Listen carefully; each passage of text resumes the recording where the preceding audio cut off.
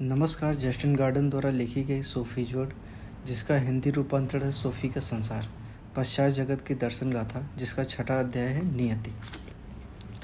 भविष्यवक्ता किसी ऐसी चीज़ का पूर्व दर्शन करने का प्रयास कर रहा था जो वास्तव में बिल्कुल पूर्व दर्शनीय नहीं है। डेमोक्रिटस के विषय में पढ़ते समय सोफी की आंख मेल बॉक्स पर लगी हुई थी। फिर भी उसने यूं ही बाग के गेट तक चहलकदमी करने का फैसला किया। जब उसने सामने का दरवाज़ा खोला तो पहली पैड़ी पर ही उसने एक छोटा लिफाफा देखा। बिल्कुल स्पष्ट दिखाई देता था यह सोफी एमंडसन को संबोधित था। इसके मायने यह थे कि आज वह फिर चाल चल गया। और दिनों की बात छोड़िए, आज वो जब वह मेल बॉक्स पर बड़ी सावधानी से निगरानी रख रही थी, यह रहस्यमय आदमी किसी दूसरी तरफ से चलकर घर के अंदर तक आ गया और पैड़ियों पर चिट्ठी डालकर फिर जंगल में गायब हो गया। धत तेरी की! उसे यह कैसे पता लगा कि सोफ़ी आज मेल बॉक्स पर निगाह रख रही थी? क्या उसने सोफ़ी को खिड़की के पास बैठे देख लिया था? चलो कोई बात नहीं। अब उसे खुशी इस बात की थी कि माँ के आने से पहले पत्र उसके हाथ लग गया था। सोफ़ी वापस अपने कमरे में आ गई और पत्र खोला। सफ़ेद लिफाफा किनारों पर थोड़ा सा गीला था और उसमें 2 छोटे छोटे छेद थे। यह भीगा क्यों था? कई दिनों से तो बारिश नहीं हुई थी। अंदर रखे छोटे से नोट पर लिखा था, क्या तुम नियति में विश्वास करती हो? क्या बीमारी देवताओं द्वारा दिया गया दंड है? इतिहास की धारा को कौन सी ताकतें संचालित करती हैं? क्या उसका नियति में विश्वास था? वह पक्की तरह से तो कुछ नहीं कह सकती थी, किंतु वह ऐसे बहुत से लोगों को जानती थी जो नियति में विश्वास करते थे। उसकी क्लास में एक लड़की थी जो पत्रिकाओं में जन्मपत्रियाँ पढ़ती थी। यदि वे ज्योतिष में विश्वास करते थे तो वे संभवतः नियति में विश्वास करते थे, क्योंकि ज्योतिषियों का दावा था कि नक्षत्रों की स्थिति पृथ्वी पर लोगों के जीवनों को प्रभावित करती थी। यदि आप यह विश्वास करते हैं कि एक काली बिल्ली द्वारा आपका रास्ता काटने का मतलब दुर्भाग्य होता है, तो ठीक तब आप नियति में विश्वास करते हैं, नहीं करते हैं क्या? जैसे कि उसने इस विषय में विचार करना शुरू किया तो उसके दिमाग में भाग्यवाद के कई उदाहरण आए। उदाहरणार्थ, इतने सारे लोग पेड़ों को क्यों खटखटाते हैं और 13वां शुक्रवार का दिन अपशकुन क्यों माना जाता है? सोफ़ी के सुनने में आया था कि बहुत सारे होटलों में 13 नंबर का कमरा नहीं होता। ऐसा इसलिए था क्योंकि बहुत से लोग अंधविश्वासी हैं। अंधविश्वासी क्या अजीब शब्द है। यदि आप ईसाई धर्म या इस्लाम धर्म में विश्वास करते हैं तो इसे आस्था कहा जाता है, किंतु यदि आप ज्योतिष में या शुक्रवार के 13वें दिन में विश्वास करते हैं तो यह अंधविश्वास है। क्या किसी को दूसरे लोगों के विश्वास को अंधविश्वास कहने का अधिकार हो सकता है? हाँ, सोफ़ी को पूरा भरोसा था कि डेमोक्रिटस नियति में विश्वास नहीं करता था। वह भौतिकवादी था। वह केवल अणुओं और रिक्त अंतरिक्ष में विश्वास करता था। नोट में लिखे अन्य प्रश्न के बारे में भी सोफ़ी ने विचार किया। क्या बीमारी देवताओं द्वारा दिया गया दंड है?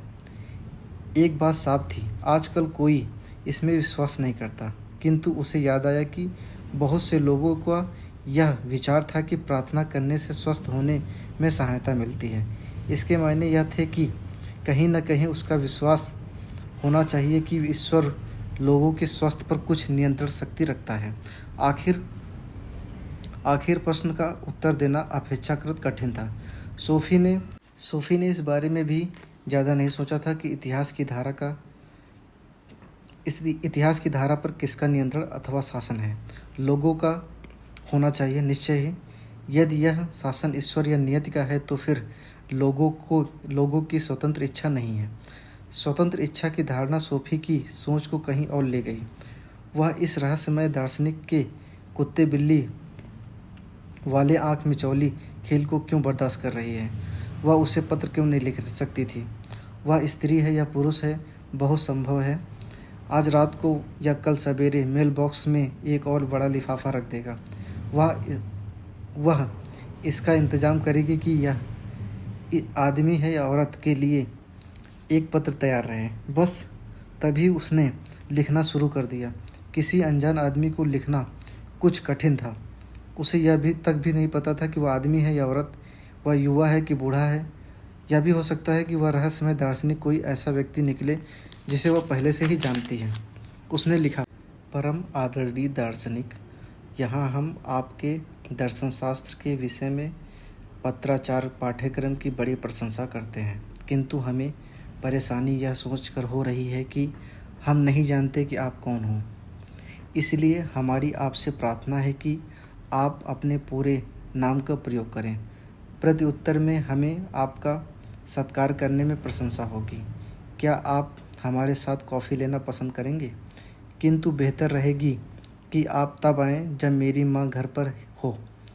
वह सोमवार से लेकर शुक्रवार तक प्रतिदिन सवेरे 7:30 बजे से शाम 5 बजे तक काम पर रहती हैं। इन्हीं दिनों मैं स्कूल में रहती हूँ और बृहस्पतिवार को छोड़कर मैं प्रतिदिन 2:15 वापस घर आ जाती हूँ। मैं कॉफ़ी बढ़िया बनाती हूँ। आपको अग्रिम धन्यवाद देती हूँ। मैं हूँ आपकी दत्तवित्त विद्यार्थी सोफी एमेंडसन, आयु 14 वर्ष। पन्ने के एकदम नीचे उसने लिखा, उत्तरापेक्षी। सोफ़ी ने महसूस किया कि पत्र कुछ अधिक ही औपचारिक हो गया था, किंतु जब आप किसी ऐसे व्यक्ति को लिख रहे हैं जिसका चेहरा भी आपके ध्यान में नहीं है, तो आप तय नहीं कर पाते कि कौन से शब्द चुनें। उसने पत्र एक गुलाबी लिफाफे में रखा और इस पर पता लिखा, सेवा में दार्शनिक। समस्या यह है कि इसे रखा कहाँ जाए ताकि यह माँ के हाथ में न लगे। इसे मेल बॉक्स में रखने से पहले उसे माँ के आने की तक प्रतीक्षा करनी होगी और फिर उसे अगले दिन मेल बॉक्स को सवेरे अखबार आने से पहले जल्दी देखना होगा। यदि शाम या रात को उसके लिए कोई नया पत्र नहीं आता है तो उसे अपना गुलाबी लिफाफा उठाकर अंदर ले आना होगा। वे सब कुछ इतना पेचीदा क्यों है?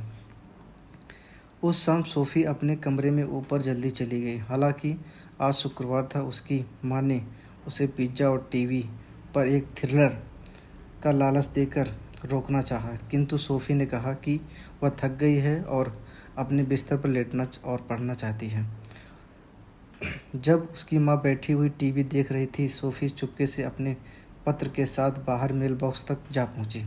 स्पष्ट था कि उसकी माँ परेशान थी। सफ़ेद खरगोश और जादुई टोपी वाले सिलसिले के बाद सोफ़ी के साथ बातचीत करने का उसका अंदाज बदल गया था। सोफ़ी को बिल्कुल अच्छा नहीं लगता था कि उसकी माँ चिंतित हो, किंतु उसे तो ऊपर जाकर मेल बॉक्स पर नज़र बनाए रखनी थी। रात को 11 बजे के करीब जब उसकी माँ ऊपर आई, सोफ़ी खिड़की में बैठी हुई सड़क पर टकटकी लगाई हुई थी। तुम अभी भी सोफ़ी यहाँ बैठी हुई हो, मेल बॉक्स पर नज़र लगाए हुए हो? उसने कहा, जहाँ भी मुझे अच्छा लगे मैं वहाँ देख सकती हूँ। मुझे यह पक्का लगता है कि तुम्हें किसी से प्यार हो गया है सोफ़ी, किंतु यदि वह तुम्हारे लिए एक पत्र ला रहा है तो वह आधी रात को तो आएगा नहीं। सोफ़ी को प्यार को लेकर इस तरह चुग्गा फेंकने वाली बात बिल्कुल पसंद नहीं थी, किंतु उसे अपनी माँ को इसी तरह की सच्चाई में विश्वास करते रहने देना था। क्या वह वही है जो तुमसे खरगोश और जादुई टोपी की बात कर रहा था? उसकी माँ ने पूछा। सोफ़ी ने सिर हिलाकर हाँ कर दिया। वह ड्रग्स वगैरह तो नहीं लेता है क्या? अब सोफ़ी को अपनी माँ के लिए वास्तव में अफसोस हुआ। वह अपनी माँ को इस प्रकार चिंता करते रहने देना नहीं चाहती थी, किंतु उसकी माँ का ऐसा सोचना बिल्कुल सिरफिरापन था कि एक आदमी की सोच में एक बेतुकेपन का मतलब यह है कि वह कोई नशा करता है या ड्रग्स वगैरह लेता है। कभी कभी उम्र याफ्ता या अधेड़ भी बिल्कुल मूर्ख होते हैं। उसने कहा, मॉम, मैं एक बार और हमेशा के लिए वादा करती हूँ मैं ऐसा वैसा कुछ नहीं करूँगी। और वह भी कोई नशा वगैरह नहीं करता है, किंतु उसकी दर्शन शास्त्र में गहरी दिलचस्पी है। वह तुमसे बड़ा है। सोफ़ी ने अपने सिर को हिलाकर मना कर दिया। तुम्हारी जितनी उम्र का है? सोफ़ी ने सहमति में सिर हिलाया। ठीक है, तब तो मुझे भरोसा है वह बड़ा ही प्यारा है और डार्लिंग है।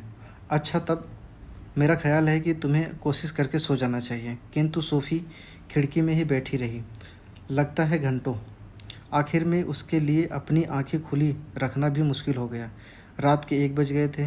वह बस बिस्तर पर जाने ही वाली थी, उसकी नज़र अचानक जंगल से निकलती एक छाया पर पड़ी। हालांकि बाहर बिल्कुल अंधेरा था, वह पहचान रही थी कि आदमी की आकृति है। यह एक आदमी था और सोफ़ी को लगा कि वह काफ़ी बूढ़ा था। वह निश्चित रूप से ही उसकी अपनी उम्र का नहीं था। वह कोई टोपी पहने हुए था। सोफ़ी यह बात विश्वासपूर्वक कह सकती थी कि उसने सिर उठाकर घर पर निगाह डाली, किंतु सोफ़ी की बत्ती जली हुई नहीं थी।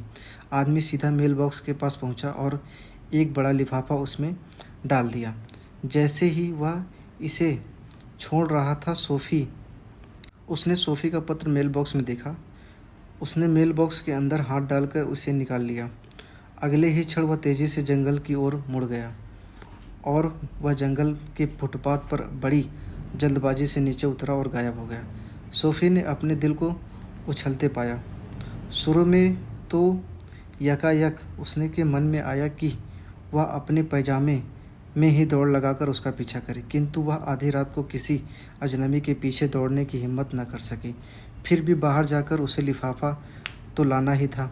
1 या 2 मिनट बाद वह दबे पाए सीढ़ियों से नीचे उतरी, धीरे से सामने का दरवाज़ा खोला और मेल बॉक्स की ओर दौड़ी।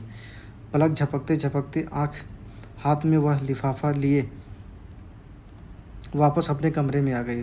वह अपने बिस्तर पर बैठ गई और सांस रोक ली। कुछ मिनट गुजर जाने के बाद यह देखकर कि घर में सब कुछ शांत था, उसने लिफाफा खोला और पढ़ना शुरू किया। वह जानती थी कि यह पत्र का जवाब नहीं होगा, उसका उत्तर तो कल से पहले नहीं आएगा। धन्यवाद।